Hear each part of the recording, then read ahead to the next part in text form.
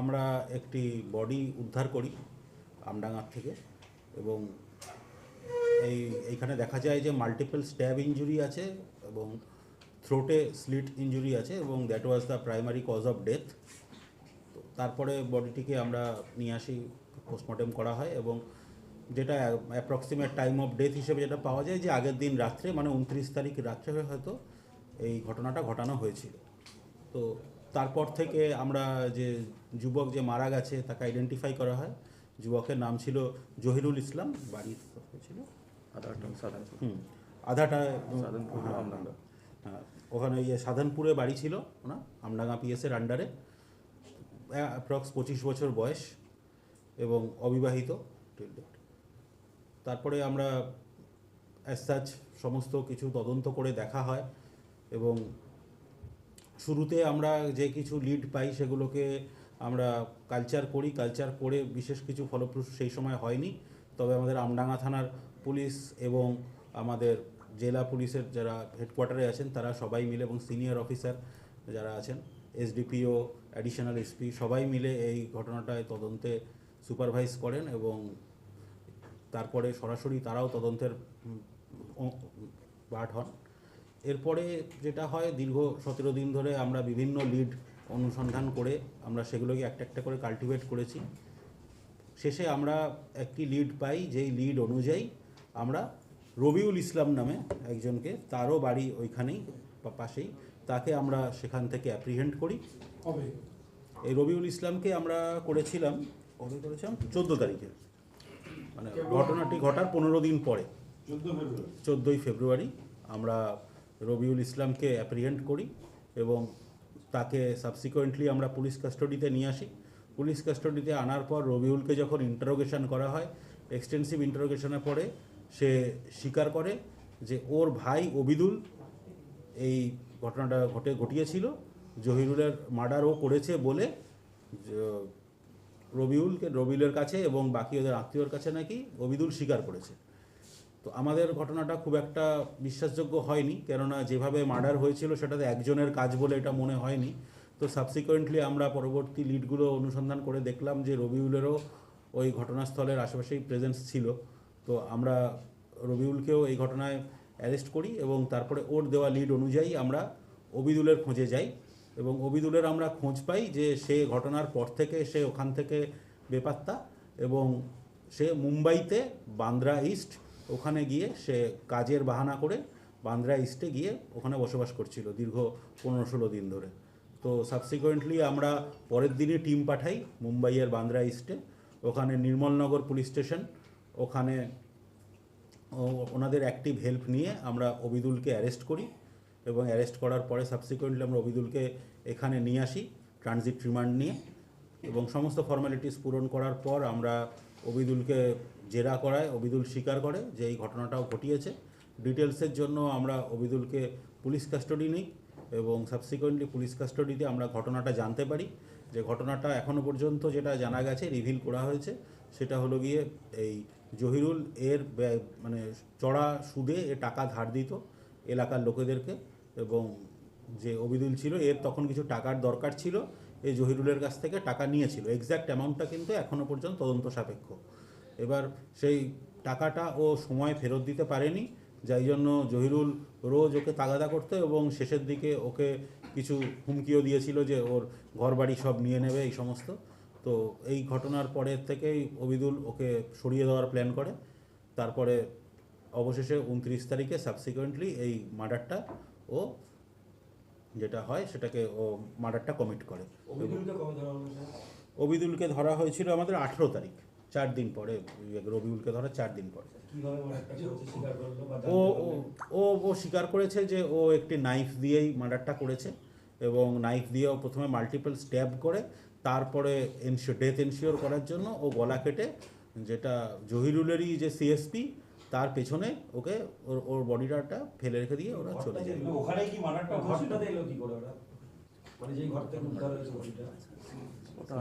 ওটা তো ঘর নয়, ওটা একটা আন্ডার কনস্ট্রাকশন ঘর, যেটা ওটা এবার এই জিনিসটা এখনো পর্যন্ত আমরা পুলিশ কাস্টাডিতে নিয়েছি।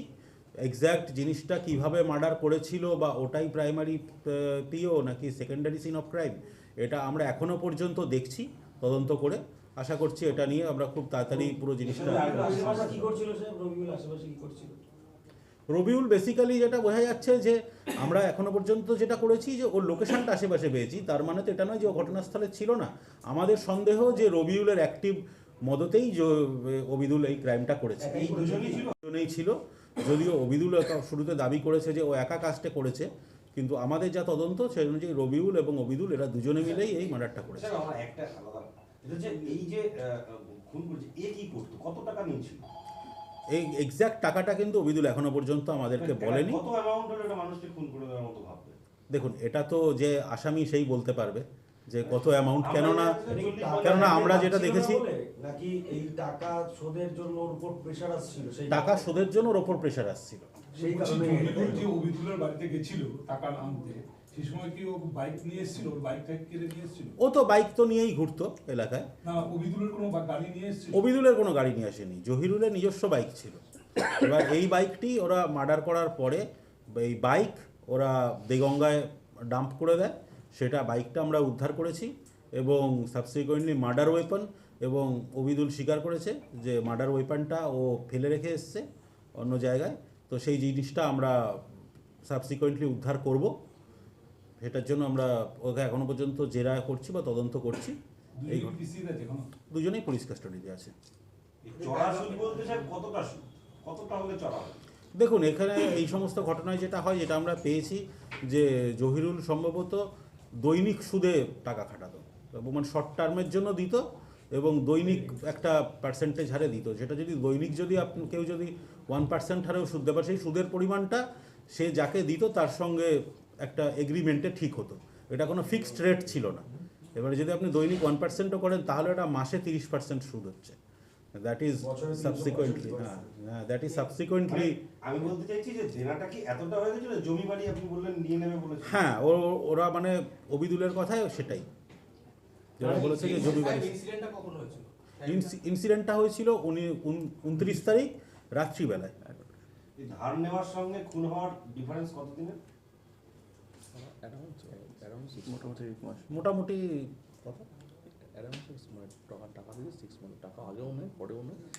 এই ধারটা 20,000 টাকাটা 44,000 টাকা, ঠিক আছে? অ্যামাউন্টটা বলছেন স্যার, ওটা 6 মাসের মতো মোটামুটি যেটা জানা যাচ্ছে 6 মাস মতন ওরা টাকাটা ধার নিয়েছে, একবার সিঙ্গেল এতে নয়। ও মানে ক্রমাগত 6 মাস ধরে ও কিছু কিছু টাকা ওর যখন প্রয়োজন পড়েছে ও ধার নিয়ে গেছে। না, অ্যাজ সাচ এদের কিন্তু প্রিভিয়াস কোনো ক্রিমিনাল ব্যাকগ্রাউন্ড নেই এদের। মানে যেটা আছে যে অবিদুল এবং রবিউল এরা দুজনেই সেলাইয়ের কাজ করতো এলাকায়, এবং হ্যাঁ সেলাইয়ের কাজ করতো, এবং ওর যে দোকানটা সেটা হলো যে জহিরুল ওর সিএসপির যে কাউন্টার ছিল তার আশেপাশেই, তার 100 মিটার্সের মধ্যে। তো সেই সূত্রে প্রক্সিমিটিতে যেহেতু ওদের দোকান ছিল, ওই সূত্রে ওদের আলাপ। ওর ব্যবসা বাড়ানোর জন্য এবং দৈনিক ঘরের প্রয়োজনে। হ্যাঁ, এরা দুজনে নিয়ে গিয়ে, যেহেতু ঘটনাস্থলের আশেপাশে যাতে না পাওয়া যায় সেই জন্য আমডাঙ্গার থেকে পুরো উল্টো দিকে যেহেতু দেগঙ্গা, সেই জন্য ওরা সেই দিনই রাত্রিবেলায় ওরা গিয়ে দেগঙ্গার কাছে। অবিদুল পালিয়েছে ঘটনার পরের দিনে। ওরা ডাম্প করে জিনিসগুলোকে ছেড়ে দিয়ে ওরা পালিয়ে গেছে। অবিদুল এবং রবিউল দুজনেই পালিয়ে গেছিল। রবিউল পালিয়ে গেছিল অন্ধ্রপ্রদেশে, এবং না অন্ধ্রপ্রদেশ থেকে গ্রেপ্তার হয়নি। হ্যাঁ, অন্ধ্রপ্রদেশ থেকে গ্রেপ্তার হয়নি, ও পালিয়ে গেছিল অন্ধ্রপ্রদেশে। তারপরে আমরা ওকে, যেহেতু আমাদের সোর্স মারফত আমরা খবর পেয়েছিলাম যে রবিউল ফিরছে এলাকাতে, তখন আমরা অ্যালার্ট হয়ে গেছিলাম। একটা জিনিস হচ্ছে, ধরুন এদের কোনো ক্রিমিনাল ব্যাকগ্রাউন্ড নেই, এরা কিভাবে একজনকে মেরে ফেলতে পারে? দেখুন, মার্ডার অনেক ক্ষেত্রে জিনিসটা যেটা হয় না, মার্ডার একটা হয় হলো গিয়ে যেটা আপনি বলতে চাইছেন অ্যাক্ট অফ ক্রাইম, আরেকটা হয় হলো গিয়ে act of passion and act of ভেঞ্জিয়েন্স।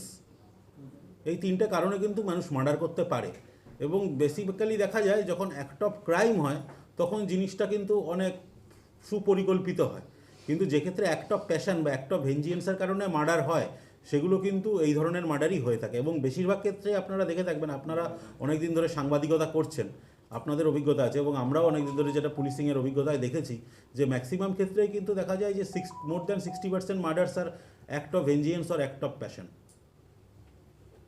Act of ক্রাইমের থেকে। অনেকেরই দেখবেন আপনারা প্রিভিয়াস ব্যাকগ্রাউন্ড পাবেন না, যেরকম আপনারা রিসেন্ট আপনারা দেখেছিলেন যে ড্রাম কেস হয়েছিল যেটা, সেক্ষেত্রেও কিন্তু তাদের কিন্তু কোনো ক্রিমিনাল ব্যাকগ্রাউন্ড ছিল না, it was an act of passion. কিন্তু এখানে তো একটা ভালো প্ল্যান, ওখানে ডেকে নিয়ে আসা, ডেকে নিয়ে এসে ওখানে নিয়ে- হ্যাঁ অবশ্যই প্ল্যান তো কেউ মার্ডার করলে তো প্ল্যান তো করবেই, কিন্তু প্ল্যান মানেই যে তাকে ক্রিমিনাল ব্যাকগ্রাউন্ড থাকতে হবে এটা নয়। দুজনের পক্ষে ওটা সম্ভব করছে। হ্যাঁ দুজনে মিলে করেছে, যেটা আমরা পেয়ে গেছি। হঠাৎ করে কি ছুরি নিয়ে যে আঘাত করলো না কিভাবে? ওরা প্ল্যানিং করেই ডেকেছিল ওকে, যে টাকা ফেরত দেবো বা এই জাতীয় কিছু, যেটা এখনো পর্যন্ত রবিউল কিছুটা বলেছে, কিন্তু অবিদুল এখনো পর্যন্ত পুরো ঘটনাটা স্বীকার করেনি। টাকা তার ফেরত জন্যই দিয়ে তাকে, নিয়ে গেছিল নাকি? হ্যাঁ মোটামুটি এই জন্যই ওরা ডেকেছিল, ডাকার পরে ওরা নিজেদের মধ্যে, এবং যেহেতু পূর্ব পরিচিত, অন্ধকার ঘরে নিয়ে গেছে। না কোনো ঘরে না, ওরা কিন্তু বডিটা ডাম্প করেছে ওখানে, বডিটা ডাম্প করেছে। এবারে অন্ধকার ঘরে ছিল নাকি ওই পেছনেই মেরে ওখানে ডাম্প করে দিয়েছে, সেই জিনিসটা কিন্তু এখনো তদন্ত সাপেক্ষ। স্যার ঘটনার পর থেকেই অভিযুক্তদের বাবা বেপাত্তা এবং লয়ারদের সাহায্য নিচ্ছে অভিযুক্তদের বাঁচানোর স্বার্থে, এমন একটা তথ্য আসছে। দেখুন লয়ারদের সাহায্য সবাই নিতে পারে, আমাদের দেশে ডেমোক্রেসি আছে এবং রুল অফ ল আছে, এখানে কিন্তু সবার আইনি সহায়তা নেওয়ার অধিকার আছে, সেই হিসেবে তারা নিতে পারে, আমাদের তাতে কোনো আপত্তি নেই। আমাদের পুলিশের কাজ হলো গিয়ে একটি ক্রাইম হলে সেই ক্রাইমটিকে সলভ করা এবং সেই ক্রাইমের সঠিক এভিডেন্স নিয়ে সেই তথ্য প্রমাণ দেখেছি, যারা ক্রাইম করেছে তাদের তথ্য প্রমাণ পাওয়ার পরে কিন্তু মহামান্য আদালত কিন্তু সঠিক বিচার যেটা সেটাই করে থাকেন। স্যার ঘটনাস্থল কতদিন এভাবে ডু নট ক্রস টেপ লাগানো থাকবে? না আমরা যে ঘটনাস্থল থেকে যতদিন না আমরা ফরেনসিক তদন্ত করতে পারছি, ঘটনাস্থল থেকে যে যাবতীয় যা আমরা তথ্য প্রমাণ আছে সেগুলোকে পেয়ে যাচ্ছি, ততদিন পর্যন্ত আমরা একটা সিন অফ ক্রাইমকে আমরা আন্ডার সিল করে রাখি। অভিযুক্তদের বাড়ির একাংশ সিল করা হয়েছে বলে জানা যাচ্ছে।